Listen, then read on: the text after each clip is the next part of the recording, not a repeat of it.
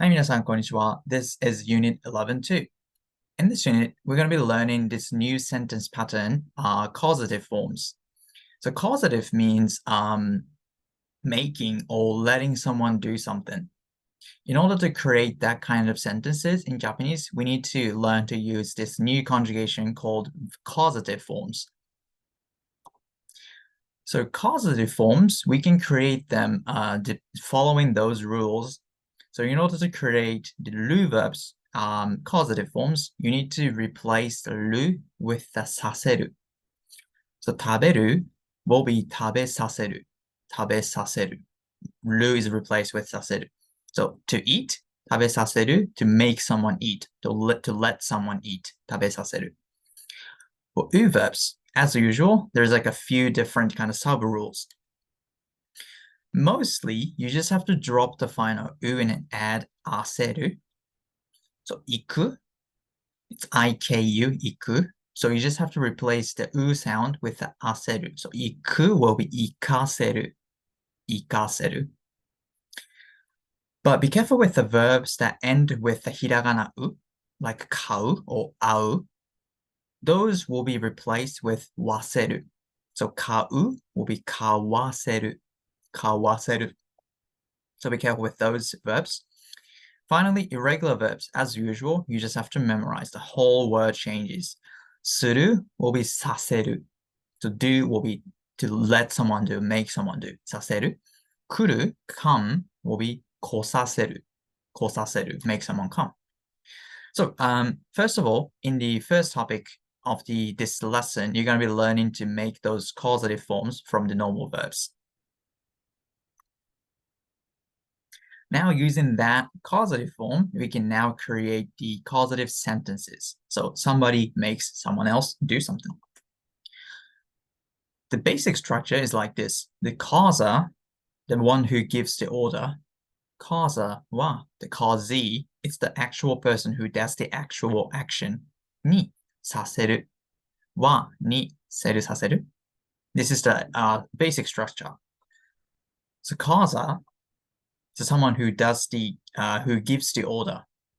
お母さんは私に、私 is the causee, meaning the actual person. 私に野菜を食べさせました。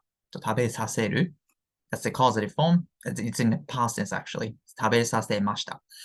お母さんは私に野菜を食べさせました。That would mean my mother made me eat vegetables. So 私 watashi is the causee, so it's the actual person who actually eat the vegetable. 田中さんは私に電話をかけさせました。田中さんは私に電話をかけさせました。So 電話をかける is turned into causative, かけさせる、かけさせました。It's past tense. 田中さん gave the order. Causee, I, that's the actual person who made the call. So, カーザはcauseeにセルさせる。This is the basic structure. Yep. So again, structure is causa wa ga or causee ni. Some verbs take the object or the verb. 先生は生徒に漢字を書かせました。先生は生徒に漢字を書かせました。The teacher made the student write kanji. Now, when I introduced the causative, I said it's either make someone do or let someone do. Now, that's quite a difference. And how do we tell if the sentences make or let?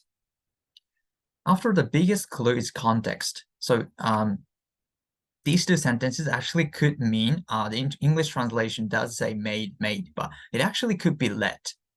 I wanted to eat vegetables and my mom allowed me to have vegetables. That's actually a possible interpretation.